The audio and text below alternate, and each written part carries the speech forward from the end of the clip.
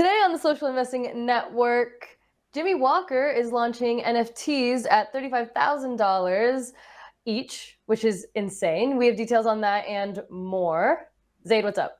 Yes, plus OnlyFans founder Tim Stokely jumps into the NFT space, announcing a new celebrity and influencer digital trading card game. The game is supposed to be PG-13 and family friendly, so it's a departure from OnlyFans. But is it going to be a hit? We will discuss. Delano, what else we got? And speaking of NFTs, Zaid, what does the future hold for them? To answer that and more, we've got eToro's Global Managing Director of Art, Guy Hirsch, here to discuss with us. It's Tuesday, May 31st. Subscribe below, hit the notification bell. Now let's get into it. So I want to ask you, the Global Managing Director of eToro Art, can you tell the people a little bit about what your position at eToro is and what you do on a day-to-day basis? Sure. So eToro is a global company. We are a multi-asset broker-dealer. And now with DeFi and NFTs, we have decided that we're going to evolve into this new economy. And so my job is to build a bridge between what eToro has built throughout the years into this new way or new finance or new tech, and make sure that our users have exposure to all these new assets, the DeFi assets, NFTs, and so on and so forth. Yeah, absolutely. There's a lot of interesting stuff happening in this space. And one of the interesting things I saw was that eToro has a $20 million NFT fund to support new digital art. Can you tell us more about this fund and what your plans are with that? Sure, absolutely. So part of our overall kind of Web3 strategy encompasses setting up this fund, which would allocate eToro funds into NFTs. So much like when we're buying Bitcoin or buying ETH into our own balance sheet, in a very similar way, we want to have these assets, NFTs, DeFi assets, on our balance sheet as well because of two reasons. One, we believe that these assets would appreciate in value over time. And secondly, we want to engage with the communities and the creators behind these wonderful projects and make sure they know we intend to be a leader in the space. No, I love that. I mean, a lot of companies over the last 2 years have been putting crypto on their balance sheets. You know, you're one of the few that I'm hearing that are putting NFTs on your balance sheet. That's really cool. And then also some DeFi assets as well.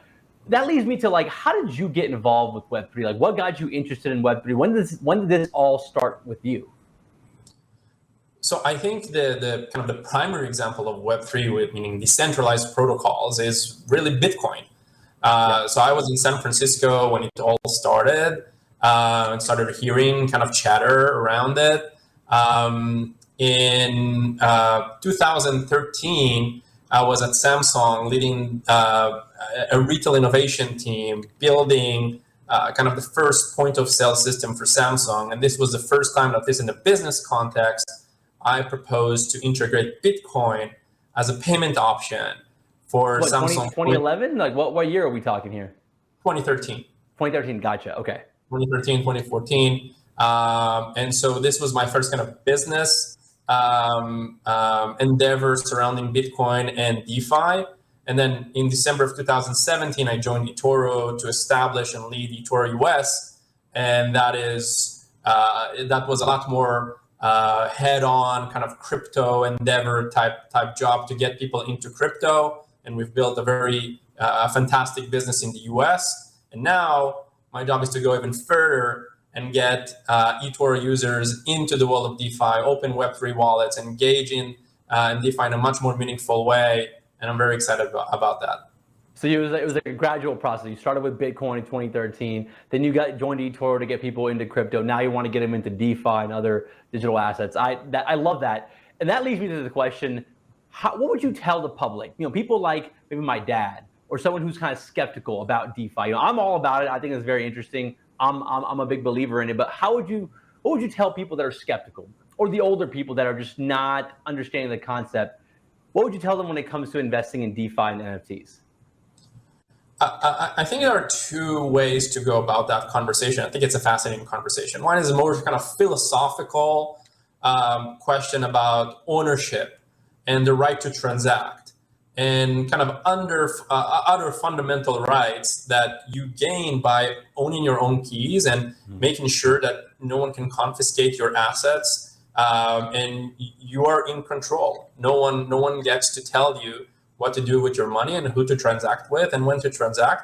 And it's all basically kind of peer-to-peer on all sorts of open source project, which I believe is a better world for all of us. So that is on the kind of philosophical side of things. And then on the investing side of things, people should definitely pay attention to what's happening, because generally speaking, in investing, you want to diversify your portfolio. It's something that eToro that we really believe in. You want to make sure that you have a kind of balanced portfolio, and to the degree that you're comfortable, to the degree that the risks that you're willing to take, because these are still very high risk assets, you should consider allocating to all sorts of really new and exciting investment, or not investment products, but a new way of how finance should basically be conducted, whether these are staking protocols that allows you to earn interest on a token that you own, which is akin to earning a bit of a yield on the dollars that you have in your bank. Right. So these are the things that people should start paying attention to from an investment perspective, but still keep in mind these are high risk type of activities. Yeah, absolutely high risk, and we've seen some bad news when it comes to some of these high risk assets in the last 2-3 weeks. But you're right, it's a matter of diversification. If you can diversify and incorporate a piece of your portfolio into these assets, I do agree with you there that it makes a lot of sense. I want to wrap up with this question. So obviously NFTs have been, in the limelight now over the last year. They're becoming mainstream. What do you see as far as utility for NFTs? Obviously there's one point of digital ownership, that's good. But what about utility? Right now, the only utility that I really see is access to like a private Discord or something like that. What other utility do you see when it comes to NFTs in the future? Oh, the sky's the limit. And I think this is what's exciting about NFTs, that it's not really just, or you shouldn't look at it just from the prism of an investment, because NFTs in many cases are pure digital art. You just like the artist, you like what they've kind of come up to, and you buy it because you feel some sort of an emotional connection to the artist and to the piece that they've created. In terms of utility, we see all sorts of really exciting experiments, such as using NFTs as tickets to concerts, to all sorts of, DJs are issuing NFTs as tickets. We see a lot of play to earn games where you, in order to play the game, you have to have an NFT. And then if you are successful in the game, you get cryptocurrency. Right. You get actual money that later is, can be redeemed to dollars or to other kind of fiat currencies in the game. You see all sorts of really exciting kind of also some sort of membership benefits where you are getting invited to kind of exclusive access to all sorts of, let's say if it's a musician, to some kind of unique creations that they're not releasing to the public. So really there's all sorts of really awesome utilities that we see out there. And I'm very excited about the future with regards to NFTs, because it's not just an investment, it's also a way to engage with fans and a way to engage with customers. And this is not going away. Yeah, no, I agree with you. I think especially, I'm a big sports fan, so sports teams can use this as a way to connect with their fans. And then also the move to earn games and move to play games, like that to me is very, very exciting. So I'm excited to see where that goes. Well, Guy, this has been a really awesome chat. Thank you so much for taking the time today to hang with us. Where can people follow you to keep updated on what you're doing and what eToro is doing for the future? So eToro.com, or download eToro from the App Store. Go to eToro.art to check out our collection. And for me personally, at Guy Hirsch on Twitter. That's easy. Perfect. Guy, thanks you so much, man. Thanks for coming on today. Okay, moving on. So trading cards might be available for your favorite celebs, because OnlyFans Founder is making that happen. Former OnlyFans founder and co-CEO Tim Stockley and RJ Phillips are getting into the Web3 game with a new NFT startup, Zoop, built on the Polygon and launching this summer On Zoop, people can buy, sell, and trade 3D NFTs or playing cards of their favorite influencers and celebrities. The limited edition digital cards on Zoop will be officially licensed, according to the company, though it wasn't so clear whether the celebrities themselves would be directly involved in their creation. Zoop is capitalizing on the booming blockchain gamification market, which grew to a $40 billion industry in 2021. And by 2026, the industry is predicted to grow to $147 billion. So it seems like a smart business decision, but I do wonder if there are any celebrities or influencers that would be willing to be involved in this, just given the OnlyFans affiliation in some way, and not an official way, but just from the founders. And the reputational risk factors there interest me. So I guess we'll just see how it goes. Otherwise, it seems to make sense from a, I guess, business strategy. I just wonder, like, first of all, I can't tell if I like the name or I hate the name. Zoop. It's interesting. But I also wonder, who are going to be like the first wave of celebrities that are going to go on this app? It's probably going to be like D-list celebrities or like the third lead from like Stranger Things or something that's going to be on there, and then maybe it'll pick up some momentum. But I just don't know which celebrity is going to want to do this. So I guess we'll see. It'll likely just be, like I said, it'll probably require a massive celebrity to really join to even pick up any momentum. But I don't know. We'll see. Like, this doesn't really interest me as far. Like, I like collecting things, but I don't really want to collect NFTs of a trading card game of a celebrity, to be honest. Yeah, I mean, if they're able to pitch a few celebrities, handful, to get on the platform, they bring their drove of fans onto the platform, then you have something. Of course, that's going to be a hard pitch, but I do think there's an opportunity there, just because we're looking for a way to actually have a platform for this. Celebrities have been minting NFTs. There's a platform that conglomerates everything for people, and they get, I think the numbers are net revenue of 50% that goes to the creators on this platform. So that's something. And you mentioned the reputational risk. Yeah, that's definitely a factor. But the co-founder, if he was involved in building OnlyFans, I mean, that's someone that knows operationally how to build a platform more than likely as well. How is the game gonna work? Like, it's a game, so do all these celebrities have based on their number of Instagram followers, this has what kind of game is this? I'm just there's so many details left. So until we have more details, I don't know how involved I'd be in this. Well, let's move on. Speaking of something that's kind of like a game, but Johnnie Walker just dropped 7 $35,000 NFTs. Hope you guys like Scotch. Let's dive into the details in another segment of Fresh Mints.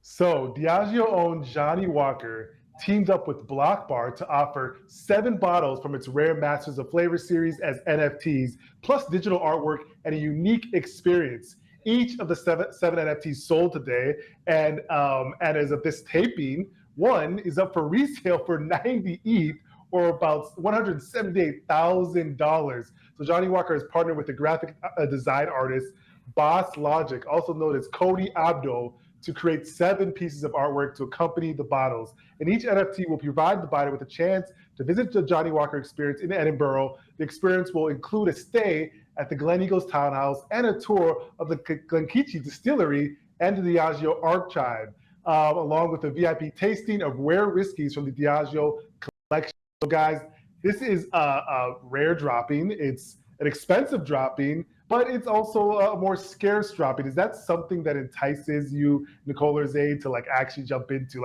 Would this be enticing to you if it wasn't Johnnie Walker or maybe another brand? Yeah, I can't think of anything I like that much. Yeah, this is not being for me. honest.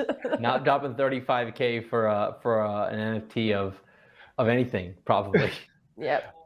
I think one of the reasons that I thought it was really cool is the fact that they're making it more scarce. Yes, the price tag is a sticker shock, 100%, but they're making it more scarce. I think we see potentially more brands, especially if you talk about Johnnie Walker Blue Label, more luxury type, high price brands, try to do something that's more scarce for those people that like to flex. They have the ability to drop $35,000 on this experience, plus the NFT, plus the bottle, an aged bottle.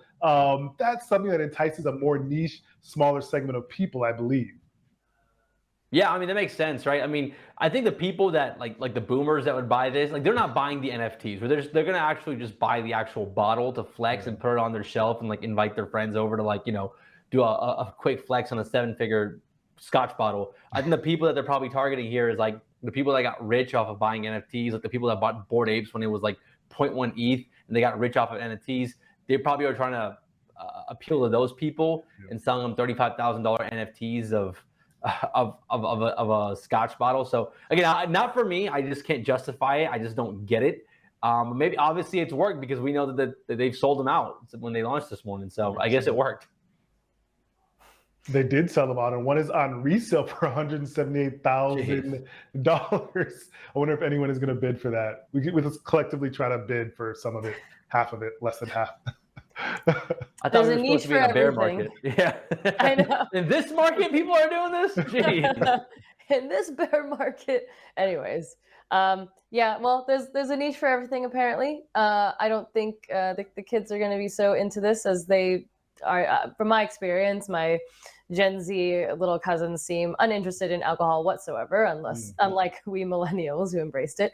But anyways, so new generation, we'll see how this works, I guess, with the older one that might want to spend that kind of money on fancy things. So anyways, that does it for the show today. Be sure to like, comment, and subscribe, and we will see you tomorrow. See you tomorrow. We out.